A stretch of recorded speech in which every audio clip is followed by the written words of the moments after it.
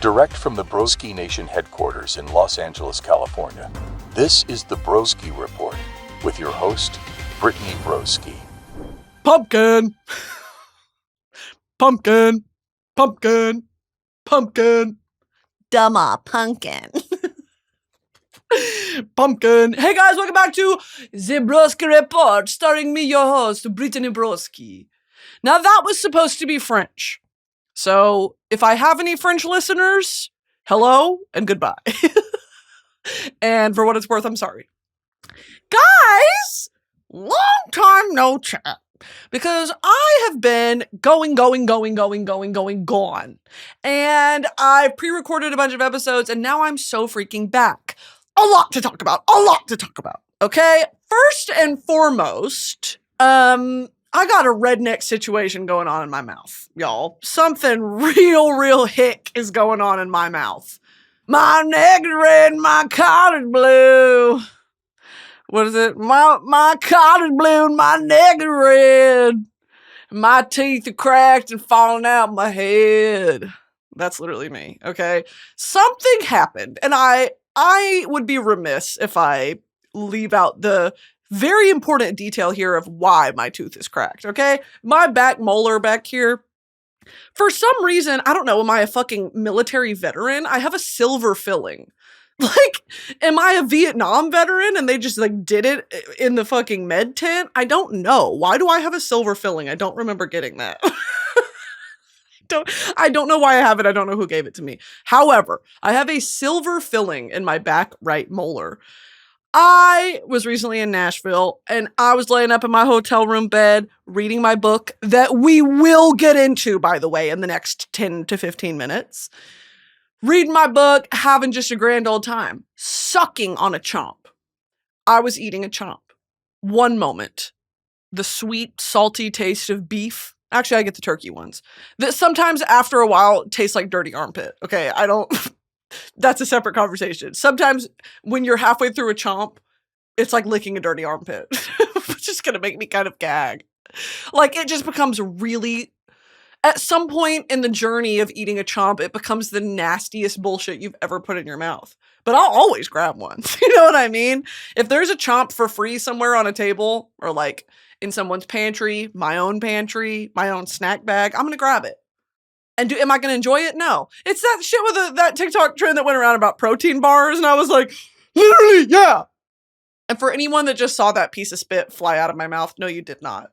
Please don't bring that up around me. If I've ever spit on you or you've ever seen any liquids excrete from my body, please don't bring that up around me. I saw it. I was there. Okay, I'm aware. Just guys, keep it to yourself. What the fuck was I talking about? Oh. Yeah, I'll eat a chomp. Oh, that protein bar shit where it was like the first few bites of a protein bar. I feel so healthy. And then like 3/4 the way through, it's like, fuck! You're gagging. You're like, he's over the trash can eating it. Like, that's literally me with a chomp. Anyway, I'm laying in bed. Chomp halfway down my throat. I bite into it with my back right molar. Some of my tooth comes off. What? But that's, but I hear you on the other side of the screen saying, Brittany, that's a soft food. Yeah, you think I don't fucking know that? I guess I just have the most brittle enamel known to man. Okay, my teeth need to be studied by Scientologists. Hold on. My teeth need to be studied by scientists.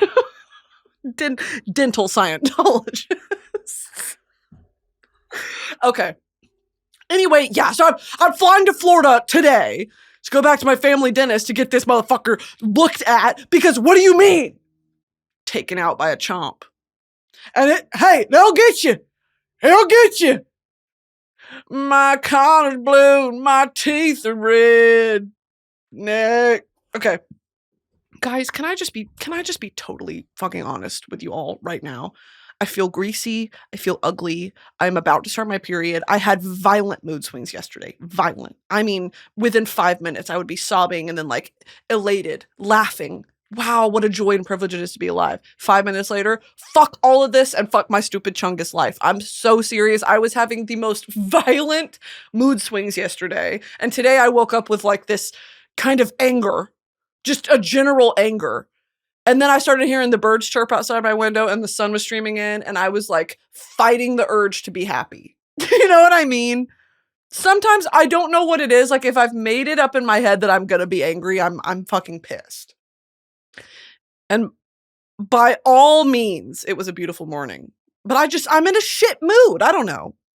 So just know that. Like, I'm ugly, I'm bald, I'm greasy, I'm Uncle Fester. I just don't even want to look at my fucking self in the viewfinder, okay?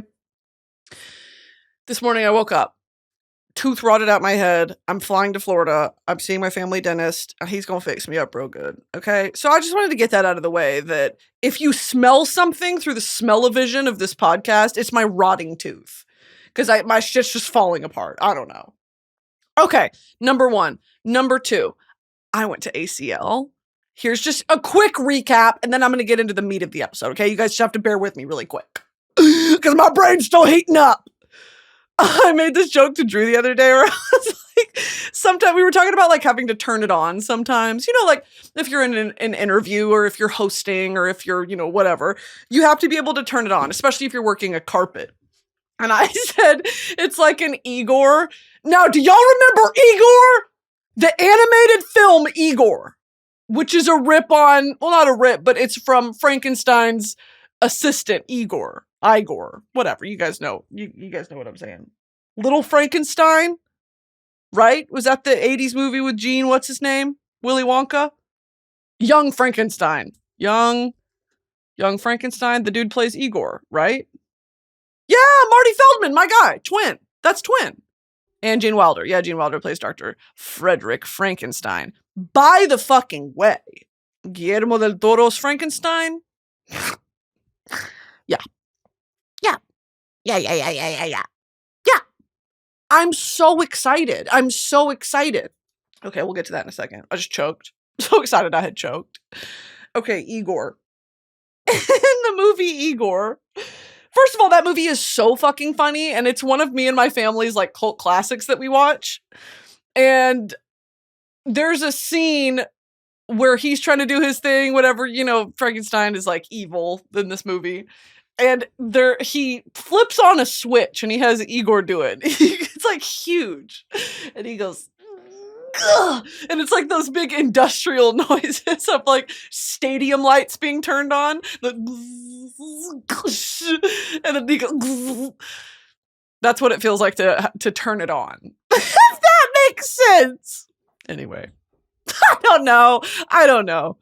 One thing about me and Drew, we love a visual description, an auditory description of visual comedy. Does that make sense? We love that bullshit. One of Drew's favorite bits is the Bart Simpson like choking.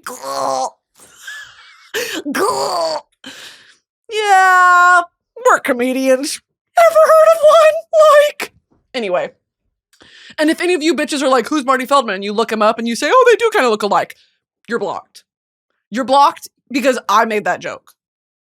Because someone else made that joke 2 years ago. And I think about it about once a week. So, okay, go back. I went to ACL. Another great year at ACL. I love that damn festival. It is so much damn fun. I went with Bestie Tato and my friends Camille and Steph. And we just had a damn blast. Oh my God. I really wanted to tell you guys. I know I'm late to this, okay? But in the realm of pop culture and in the realm of who's relevant in music and who can fucking keep up, girl, I'm exhausted. At this point, I like what I like, and I want to tell you guys about what I like. It's the point of the podcast! Mk.gee. I saw Mk.gee. I was very excited for Mk.gee's set. Now, Mk.gee did the production on Justin Bieber's new album and all that. I didn't know that until recently. About 2 years ago, I started to get videos of Mk.gee gigs, like him at gigs, just, all backlit and playing the guitar and being moody and whatever. And I'm like, who the fuck is it? Scroll, don't care.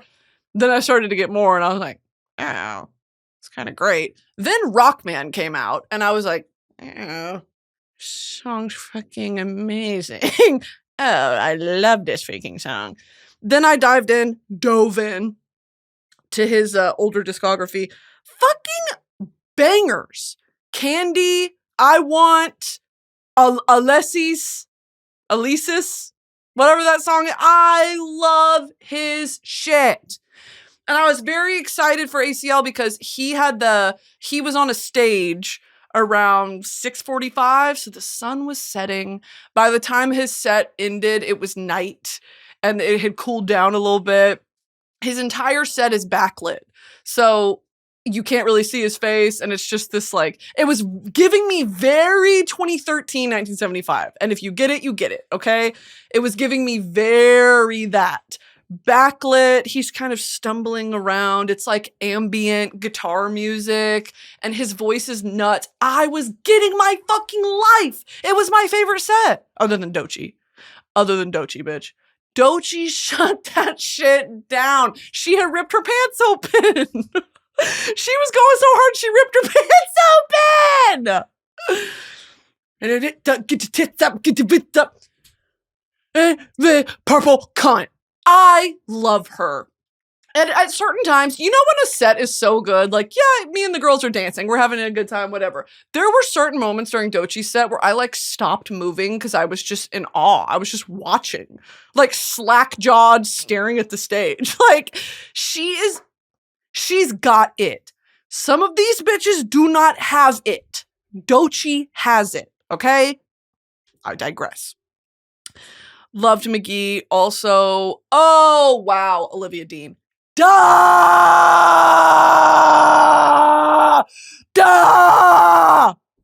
Olivia Dean! Olivia Dean is kind of Princess Diana to me. They have a similar vibe, okay? They have a similar thing. Olivia Dean, so just like an effortless talent, by the way. Watching her on stage, she has a blast at every show she does. Like, truly someone who's just there for the music. Her stylist eats. Her stylist needs to be given an award. Like, it just captures this, because clothes speak the same way that music speaks. Beauty speaks. Like, all of these styling choices and matching the aesthetic to the music and to the personality is not an easy thing to do, especially when it's not the artists themselves doing it. And not to say that, you know what I mean, like, but styling is a thing in this industry because it helps you elevate to the next level. Her stylist is amazing. Like, whatever creative collaboration, partnership they have together, I'm in awe. And honestly, it's really inspiring because it captures her playfulness with some of the textures and some of the, like, ostrich feathers and beads and whatever that they incorporate. It's a fun and youthful, but it's very gorgeous classic silhouettes. The way that it drapes on her body is so stunning. The movement as she's singing, it's just like, I'm in awe. So loved Olivia Dean. And all of her merch was sold out. I want Olivia Dean merch bad. I got Hosier merch instead. Yeah, I'll take it. And I got that bitch in a triple XL. So I can wear it to bed.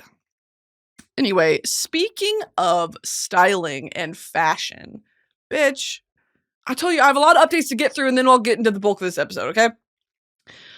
I finished Project Runway. Now.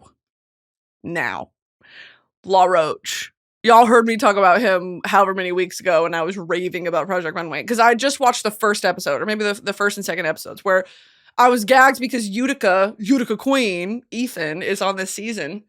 A way to my heart, or something that my heart really opens to, is this idea of a Renaissance person, like a Renaissance man, a Renaissance woman, a Renaissance person, where you don't allow yourself to be pigeonholed. You don't allow yourself to be monikered or given a role, that's like, this is your role and this is what you do. And that's what you're always going to do. So try not to color outside the lines too much. I resent that. And in fact, it's antithetical to my being, right? Like, the whole mission statement of what it is that I do here and what it is that I hope you take away from this podcast is that you are not one-dimensional. You're not even two-dimensional and you're not even three-dimensional. There are so many gray area complexities to being a human, to being a person, and all of the decisions that come into that, and the interests and passions and talents and creativity and intelligence. All of these things can be channeled into so many different avenues. And they don't always have to be creative, but it's what makes you you. And I think that the purpose of life, not to get too deep, is to never stop exploring all those different avenues of yourself. Okay? It is as much fun as it is in life to share your life with friends and family and people that you love, doing things you love. I think there's an equally important journey that you go on with yourself, where you keep meeting yourself. You keep discovering things about yourself. You keep finding new ways to be yourself. Okay? And that definition is ever expanding, it's ever growing, and it's never lateral. Okay? It's never unilateral. It's never plateau. Always up and down, always changing. Okay. With that being said, shows like RuPaul's Drag Race, shows like Project Runway, any of these talent-based competition shows, even like bake-off shows, the Monster SFX or Monster special effects makeup. Bitch! Here are people with a talent that is hard to be replicated. And I love watching these shows because, as fun as it is to be given a task, be given a challenge, and have to do it within a time constraint, maybe it's for, it's honoring something. Like they did an episode on Wicked for Good, which was amazing. Like they had to make Wicked inspired avant-garde runway pieces. Gag, by the way, everyone's was fantastic. If that's not a challenge, then it's like an actual client. They did a whole episode, and I'm like, why didn't they contact me? They did a whole episode on bitches with eczema. Hey, I was right here. They had people with eczema come on the show, and the challenge, which is honestly a great challenge because it's realistic, is they had the designers make clothes that would not irritate the clients with eczema on their skin. What made them feel beautiful, what maybe hid problem areas if that was something that they wanted, or if they just wanted to feel sexy and put it all out. The point being, in real life as a designer, sometimes it's not all about you and what you want, it's about what your client wants. And how do you inject your DNA as a designer into the design that your client wants? So, that's the point of Project Runway, right? Is like your own flair and your own spin on all of these design challenges. I really enjoyed all of those because I love a show that helps the contestants.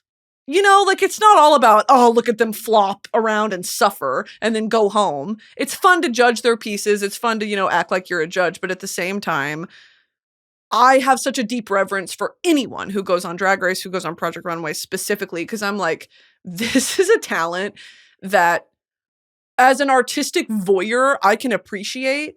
And it's fun to give my subjective opinion on, but I could never do what they do. Like, it is so, I'm in awe. Even the designers that I don't like their shit, I'm like, but look how well made it is. Like, look how, I never would have thought of something like that. So what I love about, back to what I was saying about being one-dimensional, or the opposite, actually, Ethan, Utica Queen, love, big fan. What I enjoyed on this season watching him refine and edit and elevate, because the ideas are there, the talent's there, we know that, okay? Ethan makes it to the top 3. Duh, I knew that was going to happen. And if it didn't, you were going to hear about it on this fucking podcast because I was going to bitch. He makes it to the top 3. From the very first episode, I was like, oh, I had no idea.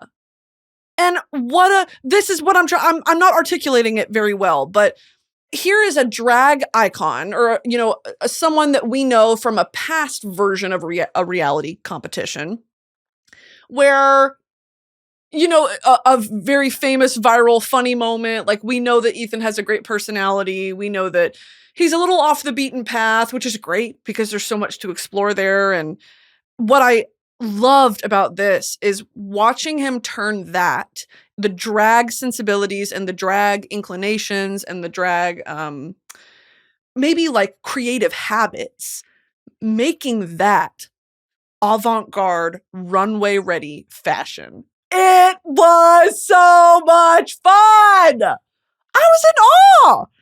And so I have such a deep reverence for people who can do that. You have to be so multifaceted to go on a show like Project Runway. You have to have references. You have to be aware of, it's even shit like one of the designers did an all pink. One of the challenges was you have to make 5 runway looks, like a collection, in 5 days. They have to be cohesive. They have to fit multiple body types, and it has to be well made. Like at the end of it, they're looking for, was the vision executed and was it executed well? As in, can you make a properly constructed garment? So one of the designers does an all pink line. Yay. Okay. Fun. Not my taste, but fun. And I get it. And one of them, I don't know if it was another contestant or if it was Christian Siriano, who was like, now, Valentino did the all pink thing and La Roche is going to come at you for that. So let's try to have some variation in here. Like, let's try to have some more textural elements. Let's try to incorporate maybe one other color or like a shine or a whatever, because this has been done. And I'm thinking, oh my fucking God, there is so much you have to know. So that's one side of the coin, is like educating yourself on what everyone else is doing in the fashion space, which is an impossible task. It's an impossible task to know, oh, well, Valentino did that. Like, duh, okay? If you're in the position of going on Project Runway, I'm sure you're culturally aware. You're aware of the space you're entering into, things that have inspired you as a designer or whatever.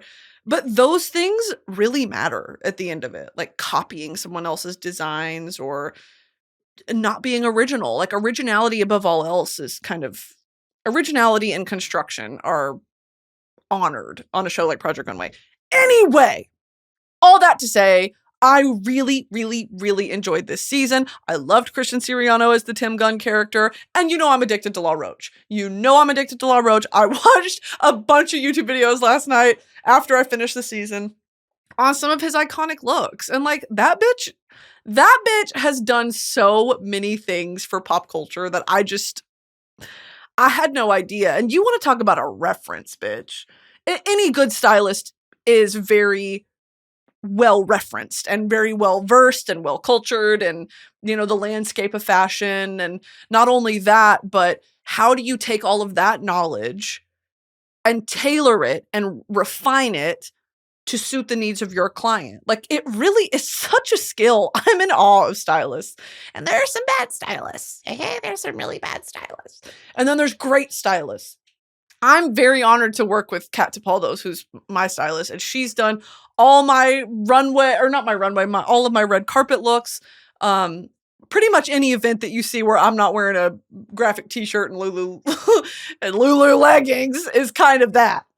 It's a collaboration between me and Kat, and it is so much fun because she just gets me, and she gets the kind of British flair, but it's preppy and it's Texan a little bit. It's like Americana meets equestrian meets like Sherlock Holmes. Like, she just gets me. She gets my vibe and how to incorporate all this bullshit on the table into like my looks in a way that isn't costumey or cheesy. She just nails it. I mean, from like the Mickey 17 carpet when I had my little Sherlock Holmes pocket watch, to the Dune carpet, to any Star Wars carpet I've done, Wicked.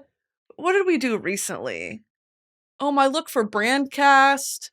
I did some stuff for GQ and Allure, and like that was, with the white button up with the vest on top. It's snatched, it's cunty, it's masculine, but at the same time, it's me. Like, it's just, she's incredible. It was my point being, there are so many ample opportunities for styling to go wrong and to just have bad taste. Bad taste is everywhere. It really is. And I love shows like Project Runway because it's like, I don't think any of those people have bad taste. Sometimes it's just executed poorly. But I don't think that speaks to their taste level that much. I think it speaks to, it's a one-day challenge. You know, you had 8 hours to invent, shop for, and finish this garment. That's crazy. So, all that being said, loved this season of Project Runway. Love La Roche. I think bring back mean judges. Because, and Law says this in one of the episodes. He says, if I didn't care, I would let your ugly clothes go up and down this runway and I wouldn't say anything. If I didn't care. But I do care because I want you to be better. Because I know you can be. That's a great judge. Someone who is like, this is what you did well, and this was bad. This was bad. And of course, the elements of like lack of bedside manner is great for TV, and I'm sure it's harsh to hear, but at the core of it, pick apart why. Like why do you think this was said to you? And sometimes people need to hear it. Girl, he said on one episode, did I say this a few weeks ago? On one episode, he goes, I didn't come on this show to see a bunch of ugly fucking clothes. He said that to a whole room of designers. I laughed. Ugly fucking clothes. Say that.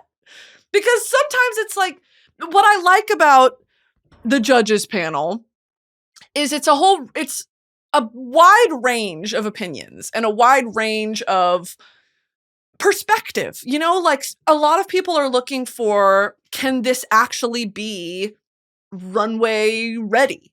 Can this actually be worn by celebrities? Like, I think that it's fun to watch La Roche or whoever come on and say, I could definitely see one of my clients wearing this. One of the challenges they had to design for Sofia Vergara. That's cool. Like, that's really cool. Because what is fashion is art, and fashion is something to kind of put in a time capsule of where we are right now, what matters to us, how do we dress, what do we put on our bodies, how do we express ourselves? Like, that's all indicative of the time period we live in, the materials available to us, like what's trendy, all these things. And then there are elements of fashion that are timeless. But my point being, you have to look at fashion not as, which I think some designers do on this show, as just an art piece. It has to be wearable, functional, and also desirable. Like, if you go up there and make a bunch of crazy, every single runway is some crazy, unwearable, avant-garde art piece, great. We know you have the talent. But like, is Ariana Grande gonna wear that fucking dress? Is La Roche gonna put Zendaya in that dress? Like, there has to be an element of sellability and wearability, even if it's weird. So I appreciate that, because the judges are there to tell these contestants that, you know, make it your own, put your own flair on it. But if it's not wearable, then girl, what are we doing? So loved it. Love. I also didn't know La Roche used to style Celine Dion. Like, one of his kind of muses, Celine Dion. Had no idea. This episode is sponsored by Galatea. You know the feeling when you finish an incredible love story? Your heart's racing, you have butterflies in your tummy, and all you want is more. More pages, more passion, more longing. Well, Galatea lets you go deeper, fall harder, and lose yourself in romance with fresh new stories added each week. Galatea is a reading app where anyone craving a little me time can dive into a library of romance stories that leave you feeling recharged and fulfilled.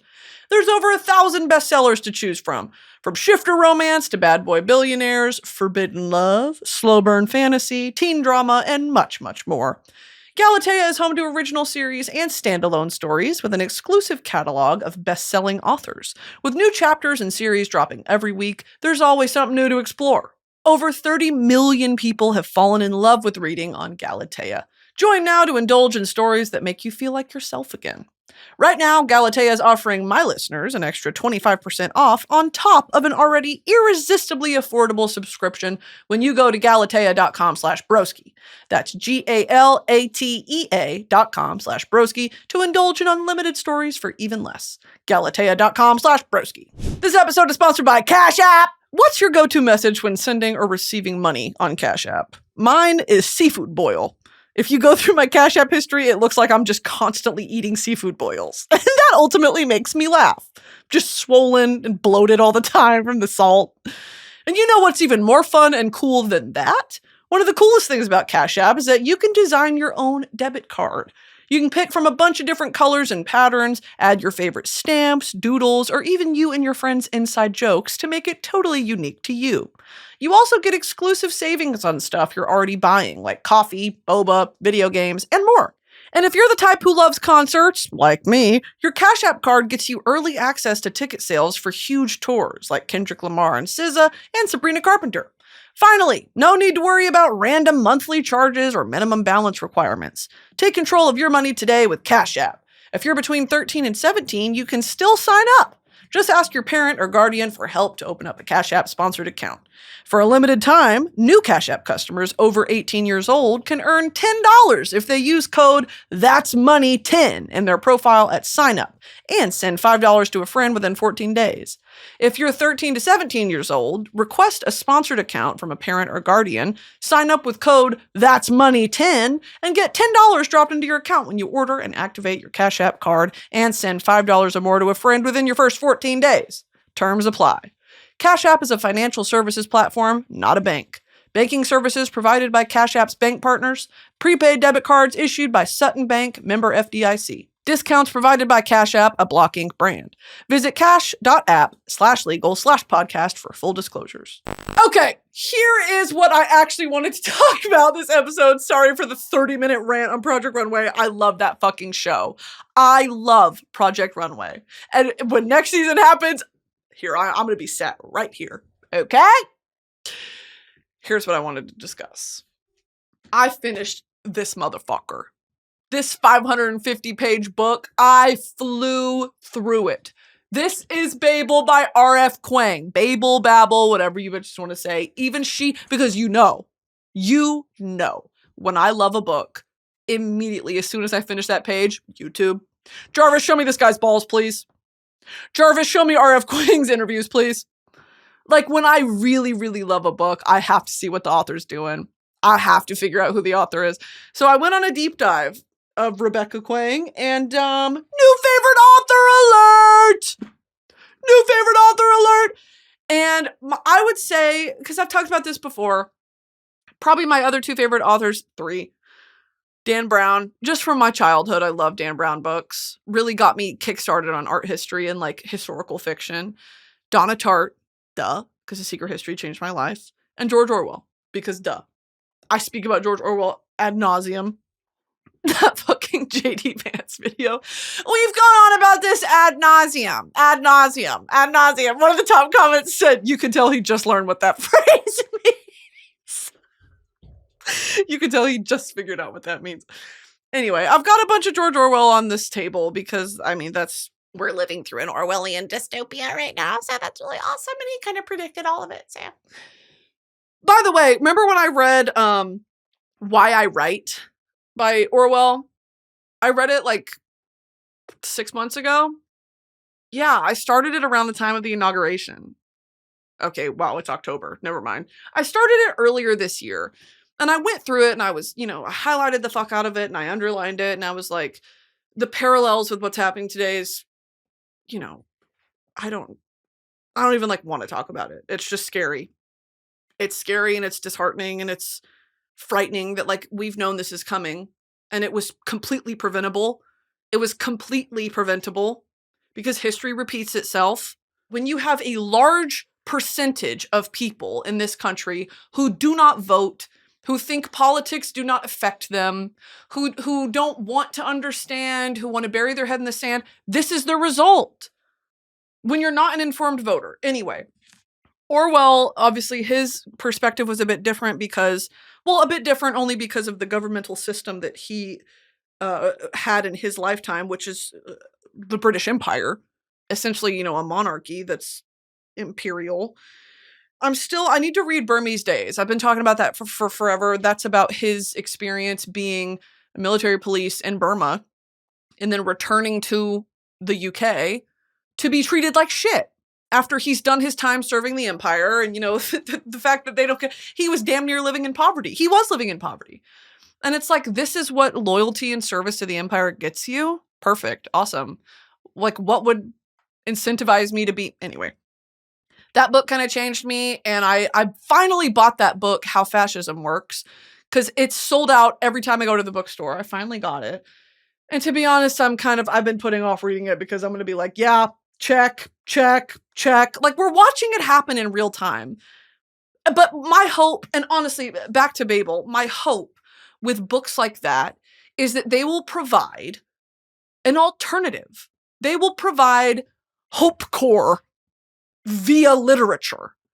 Yes, I'm aware of how brutal the reality we live in right now is, and how the rise of fascism isn't just in the United States. It's global. It's happening everywhere.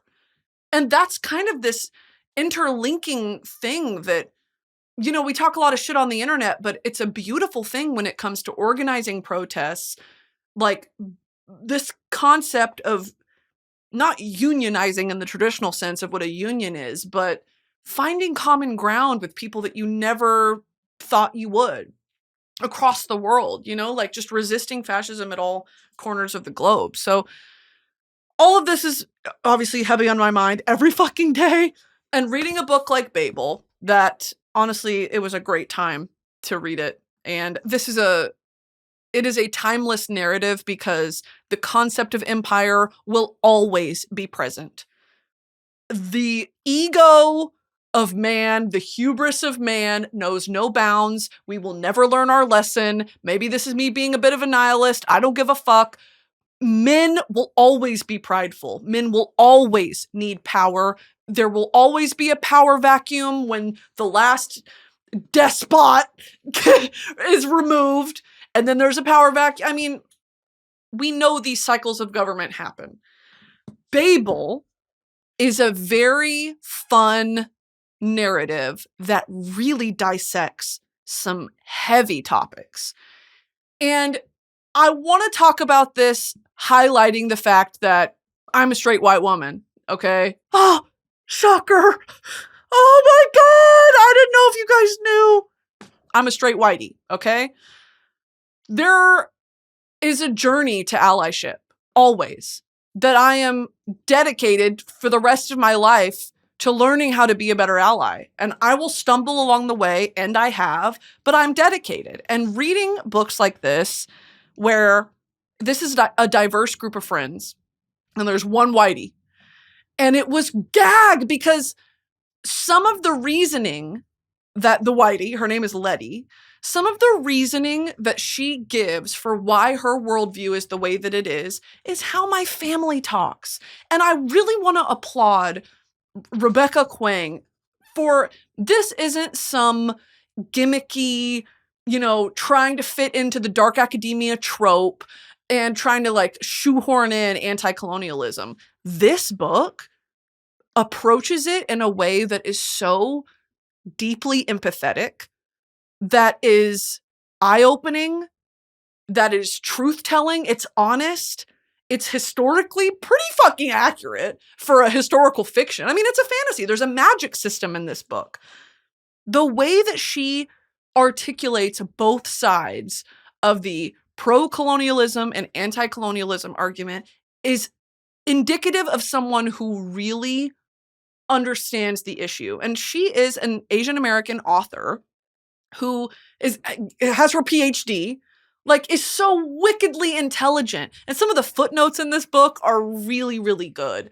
Like, I like the fact that, you know, the story is told through our main character, Robin Swift, who is a young Chinese boy who is brought over to the United Kingdom, to London, by this white British professor. And he essentially grooms this young boy into being a weapon, a tool for empire.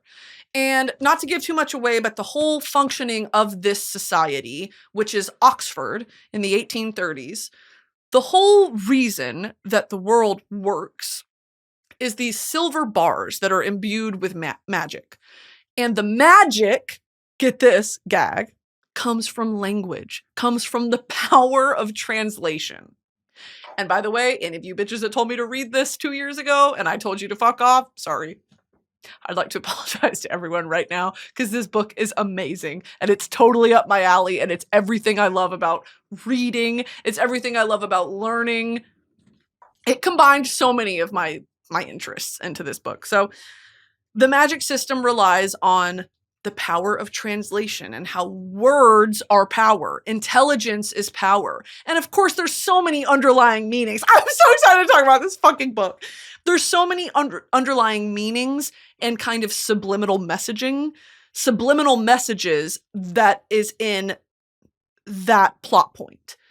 The power that these bars have, that power, you know, electrical grids and it makes carriages go faster and steam engines and all this. It's the power of connectivity through language. And I forget where this quote comes from, but it's so true that learning another language, speaking someone else's mother tongue, gives you a level of empathy and understanding that most people in this life, hear me, never achieve. Until you speak someone else's language, that is as close as you can get to walking in someone else's shoes. Seeing the world through their lens. Speaking about the world in their tongue. It is something that is like, unless you speak another language, it's very hard to describe. There is a magic in it. And there's a connectivity. Like, so what really is gag about this book is because it's the fucking British Empire, she has this great quote in here that, of course, I highlighted and underlined the fuck out of this book, too.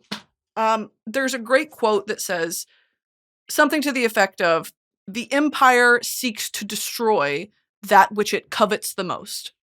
So in this book, the way the magic system works is the rarer and more quote unquote exotic the language is, the more powerful the translation bond is. Therefore, the silver bars are more powerful and they last longer.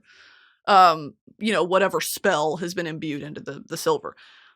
So romance languages or translations from, say, English to French are not as strong as a translation from English to Cantonese or English to Sanskrit. So that's also, you know, this is her subliminal messaging, which I'm like, I get you, girl. I get you, girl. I get you. This idea of the exotic, this idea of, you know, at this time, India was still a colony and pretty much the whole damn world was a colony of the British Empire. How the thing that when these British gentlemen would go on their grand tours around the world and they would go to all these different countries and experience the culture and the language and the music and the dance and the women and fucking whatever, they would take artifacts with them along the way. And so, for example, Professor Lovell, who is Robin Swift's guardian, the guy that like pretty much stole him from his homeland and groomed him, his house was filled with Chinese artifacts because it's like this fetishization. And of course, you know, this isn't me being gagged at the idea of that. Like, of course, I know that this exists, but it's like the way that she fits that into the narrative is very reflective of how people really are. Like, there's people in my family whose homes, white people, whose homes are filled with Native American artifacts. Filled to the brim. Their entire decoration, the decor in their home is Native American. What? And then you don't want to talk ever about like what happened to the Native Americans and maybe who did that. You know, like there's no interest in the bloody history of it, but there is an interest in the aesthetic beauty of it. And that's another main point that she's making, which we know about colonialism, which we know about cultural appropriation. We know all these things, that you cherry pick the things you like about the cultures and you leave the rest of it. You know, you don't really acknowledge the rest of it. And now, like, that is not a sustainable system. And so you find that out in a very literal sense in the end of this book. Okay, and I'm not going to ruin it because I was gagged. This episode is sponsored by SeatGeek. I'm seeing Sleep Token later this year, and I already got my tickets, which is why I want to give the sponsor of today's episode, SeatGeek, a huge shout out. With over 35 million downloads, SeatGeek is the #1 rated ticketing app. There's more than 70,000 events listed on SeatGeek, including concerts, sports, festivals, and more. Right now, you can get tickets to Doechii, Renee Rapp, Junior H, NBA Youngboy, the Jonas Brothers, Dua Lipa, Billie Eilish, Lorde, Addison Rae, and more. I love using SeatGeek. Like I said, I'm seeing Sleep Token later this year, and I'm already horny. SeatGeek has your back. Each ticket is rated on a scale of 1 to 10, so you know you're getting a good deal. Look for the green dots. Green means good, red means bad. Plus, every ticket is backed by their buyer guarantee. So get those plans out of the group chat this fall and use code BROSKI2025 for 10% off your SeatGeek tickets. That's 10% off tickets with promo code BROSKI2025. Make sure you click the link in the description to download the app and have the code automatically added to your account so you can use it later. Thanks, SeatGeek! She manages to fit in so many relevant topics that will always be relevant because, like I said, empire is timeless. And if it's not this person in this country, then it's going to be this person in the next, that is spearheading this concept of expansion and colonialism and exploitation and racism and sexism. And she explores all of that in this book.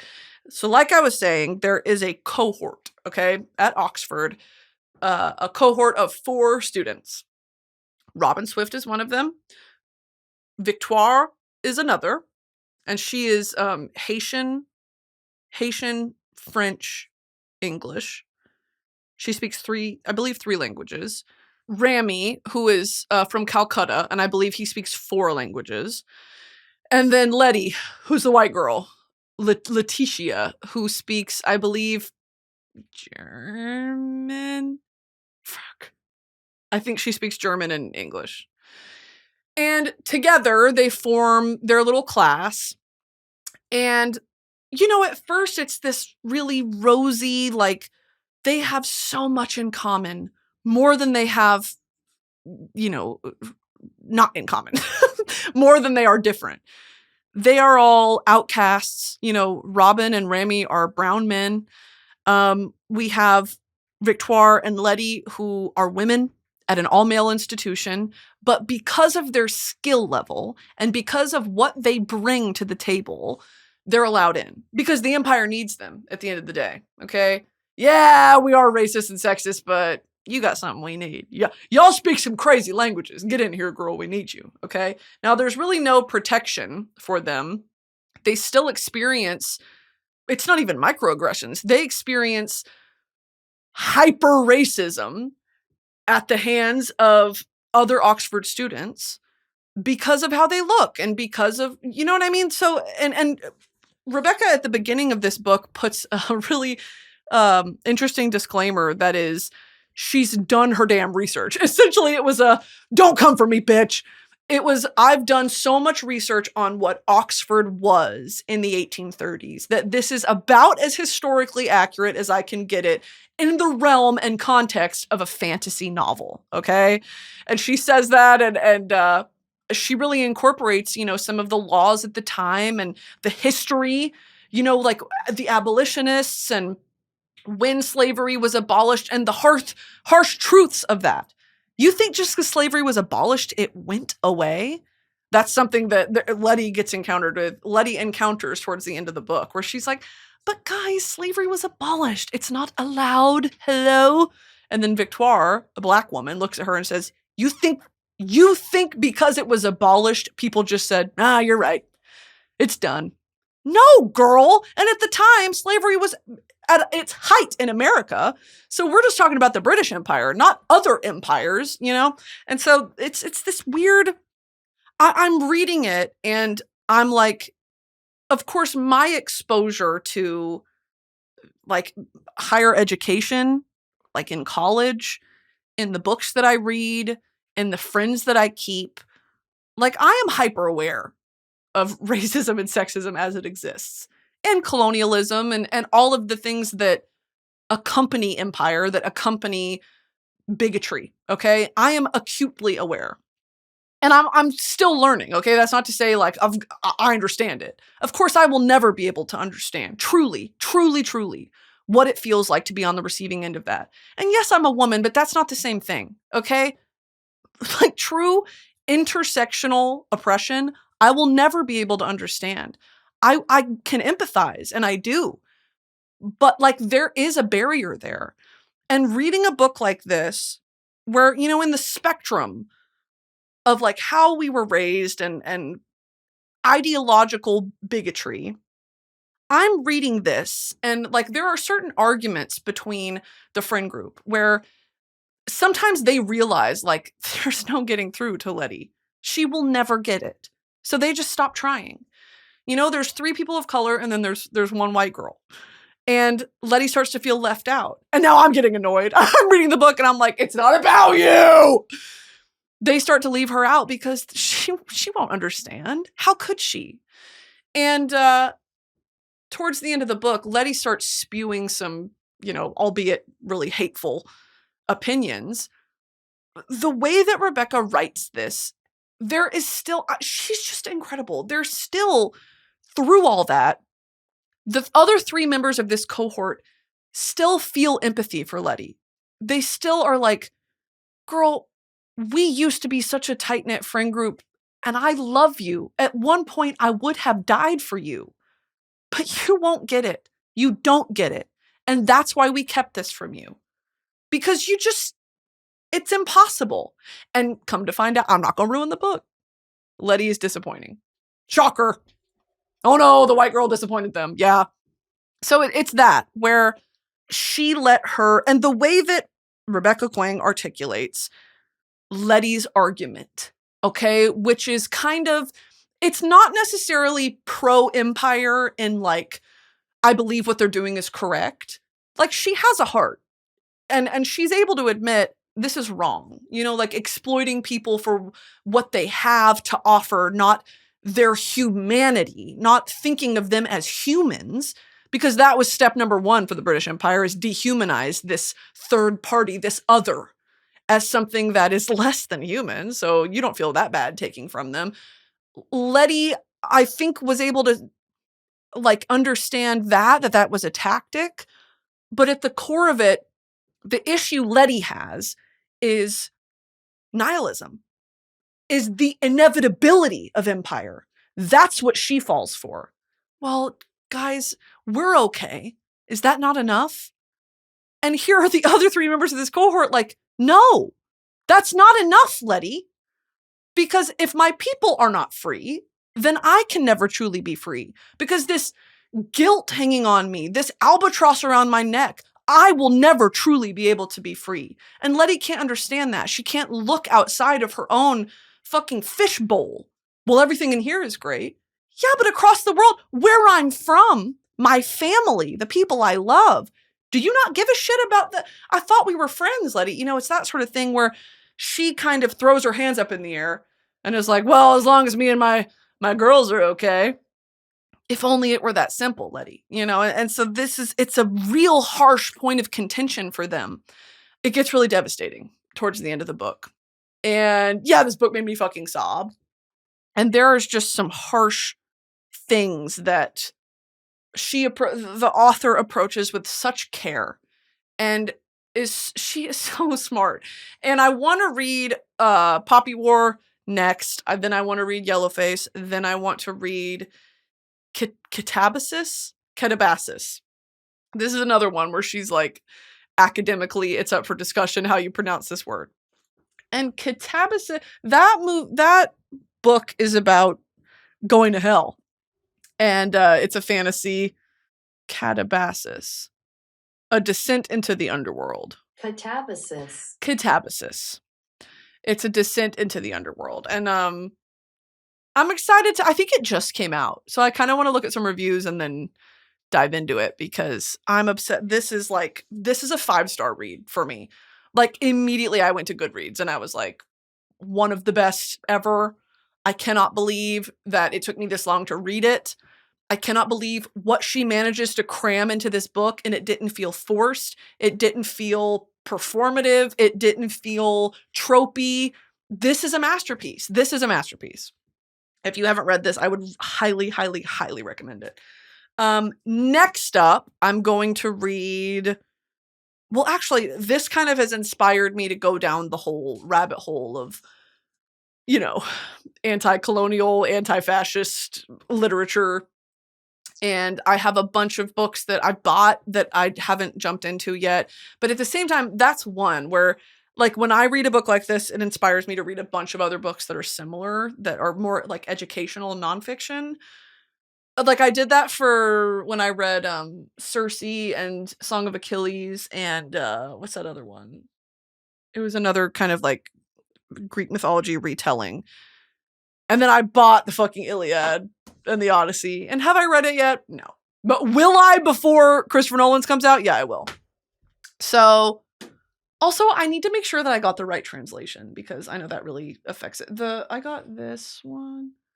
Yeah, the Odyssey translated by Emily Wilson. That's really highly recommended. The girl at Barnes and Noble told me that. So I'm gonna jump into that eventually before the Odyssey comes out. But next up on my list, other than my kind of ancillary reading to accompany Babel, is The Silent Patient. That's everywhere. And sometimes I give in to the like, #1 bestseller, like that shit, like booktoks can't stop raving about, like that shit.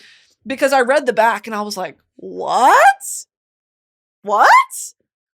Basically, the synopsis of Silent Patient, which I haven't read yet, I don't know what happens, is this woman kills her husband or kills somebody and then is silent for years. Like, refuses to talk about it. Won't talk to police officers, won't say what happened, won't talk to it. Kind of, I'm envisioning it's kind of like a Silence of the Lambs type thing. Hello, Clarice. Like that sort of thing. I don't know. So I'm going to read it. I've heard it's thrilling. I also have Wuthering Heights. Wuthering Heights is in my carry-on right now. I'm going to start it. I can't believe I've never read it. Because especially I read Rebecca, which is that gothic, if you can even call it gothic. It was set in the 1930s. It was a gothic mystery. And it was crazy. I really enjoyed it. I liked Rebecca. And then I read... Oh, well, of course, I've read Dracula. And then, of course, I was addicted to Nosferatu. What other gothic did I read recently? Let me go on my Goodreads. Oh, Dorian Gray. And then I read... This was more Regency era. It doesn't really count. But I read... Remember that book that I talked about forever ago called Half a Soul? It was a Regency fairy tale. I love that fucking book. And there was a second one. So I read that one. It was so good. It was called 10,000 Stitches. And Lord Blackthorn in that book, I really, really still fantasize about. So anyway, guys, I think that will do it for me this week. Thanks for listening to me rant. Babel changed my life. rfkuang is my favorite author. When I dive into Poppy War, you guys will know because I've heard it's devastating. I've also heard it's YA. Don't care. I'm going to read it anyway. What else do I have in my bag right now? Wuthering Heights. One of my friends got me this 10 poems from Ireland. I'm going to read that. And then I have one more. I try not to travel with too many books because inevitably I end up playing games on my iPad. But I do, like, if I'm balls deep into a book like I was Babel, I read that for 4 hours on the plane. So, yeah. Thank you guys for listening. Loving you. And here's my song of the week. Are You Looking Up by Mk.gee? And How Many Miles by Mk.gee. And I'll see you guys next time. Oh my God, one more thing. Major announcement, by the way.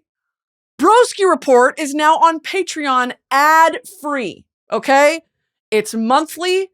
You pay monthly for an ad-free Broski Report experience. I know some of you bitches complain. I get it, okay? I've listened to your complaints, and I've offered a solution. Completely ad-free. Now, I'm going to be totally upfront. There are no bonus episodes. There's no, live stream, nothing like that. This is purely ad-free. And maybe in the future, we will do submissions, okay? So people who subscribe to the Patreon, when it comes time to do submissions, which is coming, okay, we're organizing how best we want to do it. Submit your video, submit your ghost story. We will put it up on the green screen, okay? And that's going to be Patreon only. So if you have not subscribed, go do that for an ad-free experience and potentially to be included in an episode of the Broski Report. Go get merch if you want it. Broski.shop. Okay, don't comment on my hair because I don't really know what's going on. And I've been staring at myself for the last hour and it's pissing me off. Love you guys.